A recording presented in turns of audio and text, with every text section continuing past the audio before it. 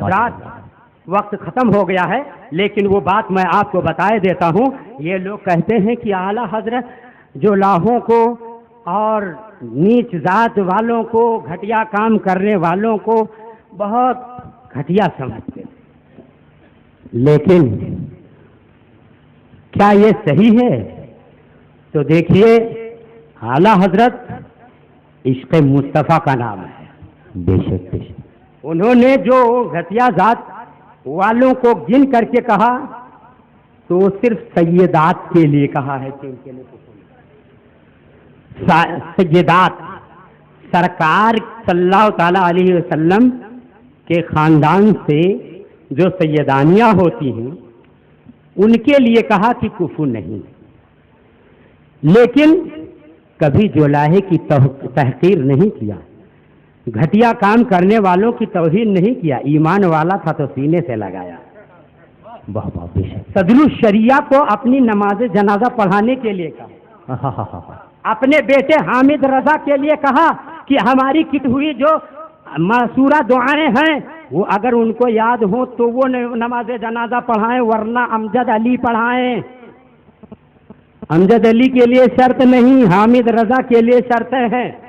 لیکن یہ ملا لوگ کیسے ہیں، دیکھو کس طریقے سے یہ توہین کیا کرتے ہیں اور تحقیر کیا کرتے ہیں. میں ایک حوالہ دے دیتا ہوں آپ کو، یہ دیکھیے، یہ کون سی کتاب ہے؟ انہی کی کوک شاستر ہے، حکایات اولیاء. اوپر سے لکھا حکایات اولیاء اور نیچے لکھا ارواح ثلاثہ. اس کو ہم لوگ پڑھتے ہیں ازواج ثلاثہ. اس کا اصلی نام ارواح ثلاثہ ہے. بس اسٹینڈ پہ آپ جاتے ہوں گے تو دیکھتے ہوں گے کہ وہ پرچار کرنے والے ایک کتاب بیچتے ہوں گے، ایسے کر دیتے ہیں تو کہتے ہیں گرو، اور ایسے کر دیں تو چیلا. ٹھیک اسی طریقے سے دھوکہ دینے کے لیے ان لوگوں نے یہ نام رکھا ہے حکایات اولیاء ارواح ثلاثہ. یہ اتنا گھٹیا سمجھتے رہے ان کے مولوی کہ جو لاہے کے یہاں دعوت کھانا مناسب نہیں سمجھتے تھے. معاذ اللہ رب العالمین. یہ دیکھو صفحہ نمبر 261 ہے. 261 بولے تو سوپ بولے، چھلنی کاہے کو بولے، جس میں ہو 72 چھید. یہ دیکھو، کہتے ہیں کہ مولوی فاروق صاحب نے، یہ حکایت نمبر 291 ہے، مولوی فاروق صاحب نے فرمایا کہ مولانا احمد حسن صاحب نے ارشاد فرمایا کہ جب میں اول مولانا قاسم صاحب کی خدمت میں حاضر ہوا، مولانا احمد حسن صاحب نہایت خوش لباس، خوش پوشاک تھے، عالی خاندان سے سید تھے. تو مولانا محمد قاسم صاحب کی خدمت میں ایک جولاہا آیا. دیکھ رہے ہیں کیسے لکھ رہا ہے، کیسے بول رہا ہے، اور دعوت کے لیے عرض کیا. مولانا قاسم صاحب نے منظور فرما لیا. یہ امر مجھ کو بہت ناگوار ہوا، اتنا کہ جیسے کسی نے گولی مار دی. معاذ اللہ رب العالمین. کہ بھلا جولاہے کی دعوت بھی منظور کر لی. مولانا قاسم صاحب نے بات محسوس کر لی. پھر جو کوئی دعوت کے لیے آتا تو پہلے یہ شرط کرتے کہ اس کی، یعنی مولانا احمد حسن کی بھی دعوت کرو تو منظور ہے. مطلب مولانا احمد حسن جولاہے کی دعوت قبول نہیں کرتے، اور یہ بھی اندر یہی چاہتے کہ اس کی دعوت نہ قبول کروں، تو خود کہہ نہیں پاتے تو کیا کرتے؟ کہہ دیتے جاؤ اس کی دعوت لو. آپ بتاؤ اسلامی نقطۂ نظر سے کہ جس کے پاس جس کو ایک آدمی کو بلانے کی طاقت ہے اس کو مجبور کرنا نہیں، میرے ساتھ فلاں کو بھی بلاؤ، کیسا ہے؟ یہ ان کی شریعت بول رہی ہے. مولانا قاسم بول رہے ہیں کہ نہیں ایسے نہیں، فلانے کی بھی دعوت لو تب ہم، مولانا احمد حسن کی بھی دعوت لو تب ہم آئیں گے آپ کے. آپ بتائیے کہ یہ لوگ ذات اور برادری کو لے کر کے توہین کرتے رہے ہیں یا اعلیٰ حضرت توہین کرتے رہے ہیں؟ آپ گہرائی میں اترو گے تو سمجھ میں آئے گا کہ یہ لوگ بہت زیادہ ہی ذات برادری کا مسئلہ لے کر کے توہین کرتے رہے ہیں اور تباہی مچاتے رہے ہیں. ہم تو ان کو یہ کہیں گے کہ ادھر ادھر کی بات کرنے کے بجائے پہلے خود کو مسلمان ثابت کریں. بے شک بے شک. صرف اتنی ہی بات ہے، اتنا ہی چیلنج ہے اور یہی پیغام ہے کہ پہلے تم اپنے آپ کو مسلمان ثابت کرو. مسلمان ثابت کرنے کے بعد ہمارے کسی بھی عمل پر تم اعتراض کرو، ورنہ تم کو اعتراض کرنے کا حق نہیں ہے. تمہارے ملا نے لکھا ہے کہ نبی کے لیے علم غیب ماننا شرک ہے. رشید احمد گنگوہی نے فتاوی رشیدیہ میں لکھا علم غیب ماننا شرک ہے. اور سب مولویوں نے ان کے، یہ کوئی ایسی بات نہیں کہ حوالہ دکھائیں، ہر کتاب میں ان کے موجود ہے. اور اشرف علی تھانوی نے تو یہ کہا کہ اگر علم غیب سے مراد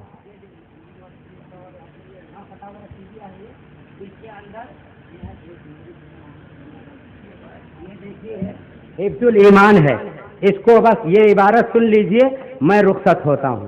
حفظ الایمان ان کی کتاب ہے. حفظ الایمان کا مطلب ایمان محفوظ کر دیا جائے. دیکھو ان کا ایمان حق سے ہٹ کر محفوظ ہو گیا ہے. کیا کہتے ہیں علم غیب کے بارے میں؟ اس سے سوال ہوا. ان کے سب مولویوں نے لکھا ہے کہ علم غیب ماننا کسی نبی ولی کے لیے شرک ہے، اور پوری تقریر میں علم غیب کے حوالے سے بکواسیں کرتے رہے. اب میں بتا رہا ہوں کہ ان کے مولوی ہیں اشرف علی. انہوں نے صفحہ نمبر 15 میں لکھا، کیا لکھا ہے کہ ہاں پھر یہ کہ آپ کی ذات مقدس پر علم غیب کا حکم کیا جانا اگر بقول زید صحیح ہو تو دریافت طلب یہ امر ہے کہ اس غیب سے بعض غیب ہے یا کل غیب. اگر بعض علوم غیبیہ مراد ہیں تو اس میں حضور ہی کی کیا تخصیص؟ ایسا علم غیب تو زید و امر بلکہ ہر سبھی مجنون بلکہ جمیع حیوانات و بہائم کے لیے بھی حاصل ہے. معاذ اللہ رب العالمین. ایک طرف تو یہ ہے کہ کسی کے لیے علم غیب ہے ہی نہیں، اور دوسری طرف اشرف علی تھانوی کسی کے لیے، ایک دو کے لیے نہیں، کیڑے مکوڑے، مکھی، مچھر، سور، خنزیر سب کے لیے علم غیب مان لیا. معاذ اللہ رب العالمین. اللہ رب العالمین. بتائیے اب ایسی صورت میں یہ خود کافر ہوا اشرف علی یا نہیں ہے؟ اور اس کی اس عبارت کو جتنے بھی آج کے ملا موجود ہیں وہ بھی صحیح مان رہے ہیں.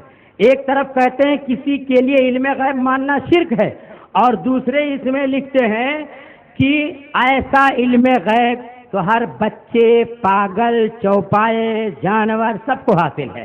جمیع حیوانات، تمام جانوروں میں خنزیر ہے کہ نہیں؟ تمام جانوروں میں سور ہے یا نہیں؟ بکری ہے یا نہیں؟ سب ہے. اور سب کے لیے اس نے کہا کہ ایسا علم غیب تو چاہے ایک ذرہ برابر علم غیب مانو، مگر علم غیب کا ثبوت مان لیا. اور جب علم غیب بکری، مکھی، مچھر، سانپ، بچھو، لوہا، لکڑ کے لیے مان لیا، کسی کو چھوڑا ہی نہیں، تو یہ کتنا بڑا کافر ہوا. اور جب یہ خود کافر ہوا تو اس کے ماننے والے بھی کافر ہو گئے. حضرات اب اللہ تعالیٰ خیر فرمائے اور آپ کو حق پر قائم رکھے، ہم کو بھی حق پر قائم رکھے، اور ان کی نجاستوں سے ہمیں پاک رکھے، آپ کو بھی پاک رکھے. یہ نہایت گندا مذہب رکھتے ہیں، نہایت گندا ذہن رکھتے ہیں. ان کی گندگی بالکل ظاہر ہے، بالکل آسمان کے سورج کی طرح. اس لیے کچھ شک شبہ کی ضرورت نہیں ہے. الحمدللہ ہم اہل سنت و جماعت کا جو عقیدہ ہے وہ بالکل قرآن اور حدیث کی روشنی میں ہے. اور اگر کوئی ملا وہابی دیوبندی کہتا ہے کہ اہل سنت و جماعت کے لوگ غلط کہتے ہیں تو ان کو چیلنج ہے کہ اگر ان کی ماں نے ان کو دودھ پلایا ہے، واہ واہ، اگر انہوں نے ماں کا دودھ پیا ہے اور اپنے باپ کے نطفے سے ہیں، تو ہمارے عالموں کے سامنے بیٹھ کر بحث کرنے کے لیے تیار ہو جائے، واہ واہ واہ واہ، مناظرہ کرنے کے لیے تیار ہو جائے.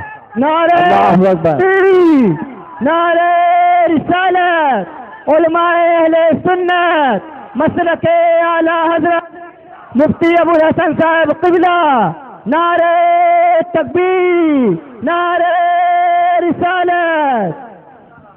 بحث میں جتنا بھی خرچ لگے گا وہ ہم لوگ دیں گے، بے شک بے شک. اور حفظ و امان وہ لکھ کر دے دیں، فساد نہیں کریں گے وہ لکھ کر دے دیں، اور اپنے آپ کو مسلمان وہ ثابت کر دیں. اور ہم لوگ ان کو کافر کہتے ہیں اور کہتے رہیں گے جب تک ان عقیدوں پر ہیں. یہ کیسا گڑبڑ گھوٹالا ہے کہ ایک طرف ہماری کچھ باتیں بیان کر کے ہم کو یہ کافر بھی کہتے ہیں اور دوسری طرف ہمارے پیچھے نماز بھی پڑھنا جائز سمجھ ہیں. ان کے ملا لکھتے ہیں کہ اگر اعلیٰ حضرت کی نظر میں علماء اہل سنت کی وہی شان تھی جو انہوں نے سمجھا تب تو انہیں کافر ہونے کا فتویٰ دینا ضروری تھا، اگر نہ دیتے تو خود ہی کافر ہو جاتے. تو اب انہی کے کہنے کے مطابق اعلیٰ حضرت نے جو کیا بالکل اچھا کیا. بے شک بے شک. واہ واہ واہ. زندہ باد زندہ باد. اور سبحان اللہ. یہ اگر صحیح کر رہے ہیں تو چھپ چھپ کر کے اور اپنی خاص مجلسوں میں ہمارے خلاف تقریر نہ کریں، آ جائیں اسٹیج پر. ہاں ان کا عجیب حال ہے، نام دیوبندی رکھا، کہہ دو دیوبندی تو مرچا لگتا ہے. ارے ایسا نام رکھا کیوں؟ اور رکھا ہے تو اب برا لگتا کیوں؟ یہ تو بس ہم تو یہی کہیں گے جیسے ایک بچہ پیدا ہوا، اس کے ماں باپ نے اپنی ناسمجھی سے اس کا نام عورت رکھ دیا. اب وہ بچہ دھیرے دھیرے بڑھا، جب بڑا ہوا جوان ہوا، اب بھی لوگ اس کو کہتے ہیں عورت، تو اس کو شرم لگتی لگے کہ نہیں؟ بہت سارے لوگ اپنے بیٹے کے نام گوبرے رکھ دیتے ہیں، دیہات وہات میں عجیب ناسمجھی سے لوگ کر دیتے ہیں گوبرے. اب وہ بیچارہ جوان ہوتا ہے، اس کو لوگ کہتے ہیں گوبرے، تو شرمندہ ہونے لگتا ہے. ٹھیک اسی طریقے سے ان کے باپ داداؤں یعنی رشید احمد گنگوہی نے ان لوگوں کا نام دیوبندی رکھ دیا. تو اس وقت تو یہ سب بچے تھے، اب جب بڑے ہوئے ہیں تب کہو دیوبندی. اور داڑھی اتنی لمبی ہو گئی بندی. اللہ خیر فرمائے، اللہ تعالیٰ ایسے لوگوں سے بچائے. استغفر اللہ ربی من کل ذنب و اتوب الیہ. بولنے میں جو بھی طلاقت لسانی سے غلطی ہوئی ہو میں اس سے توبہ کرتا ہوں. استغفر اللہ ربی من کل ذنب و اتوب الیہ. السلام علیکم و رحمۃ اللہ.